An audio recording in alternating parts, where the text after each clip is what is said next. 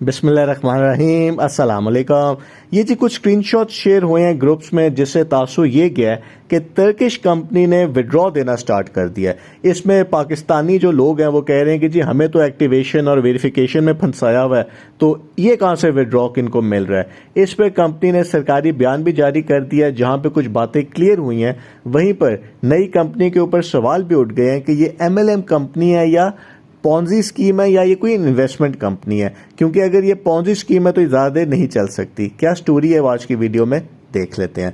कहा यह गया है कि जी 5 तारीख से इंटरनेशनल कंपनी ने एक स्टार्ट ले लिया है, क्योंकि ये एक डिफरेंट इंटरनेशनल कंपनी होने की वजह से डिफरेंट कंट्री से लोग इसको ज्वाइन कर रहे हैं और उनको रेफरल कमीशन मिल रहा है, और उसके वो विड्रॉ के जो सबूत हैं वो शेयर कर रहे हैं ग्रुप्स में। अगर वो इंटरनेशनल लीडर्स हैं, क्योंकि कंपनी ने बड़ा क्लियर किया है कि जी क्योंकि पाकिस्तान में नेटवर्क मार्केटिंग गैर कानूनी है, तो इसको बाहर के लीडर्स जो हैं वो इसको काम करेंगे और लोगों का सिस्टम भी चल रहा है, लोगों को प्रॉफिट भी आ रहे हैं। ये एक नई कंपनी है, नया सिस्टम है। और जो SRG है, जो वेरिफिकेशन वाली जो एक एक्सरसाइज है, वो जब लोगों की हो जाएगी तो फिर वो इस नए सिस्टम का हिस्सा बनेंगे। और जो विड्रॉल आपको नज़र आए हैं वो इंटरनेशनल लीडर्स के हैं, लोग मेहनत कर रहे हैं, वो काम कर रहे हैं। ये एक टर्किश कंपनी अलग कंपनी है, वो इंटरनेशनल कंपनी है। ये अलग बात है कि इस कंपनी की सारी इंफॉर्मेशन और सारी वीडियोस जो हैं वो आपको ही पता है, वो सारी पाकिस्तानी ही देख रहे हैं और वो उर्दू ज़बान में ही है। चलें, इसकी कोई वजह होगी।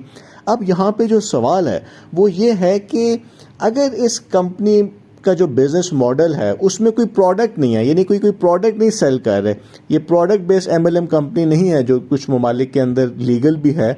ये तो सीधा सीधा आप लोग ज्वाइन कर रहे हैं, लोग पैसे लेके आ रहे हैं, उसका अगर हम कहते हैं कि जी कमीशन मिल रहा है जो कि बंदा घेरू करके लेके आ रहा है उसको मिल रहा है।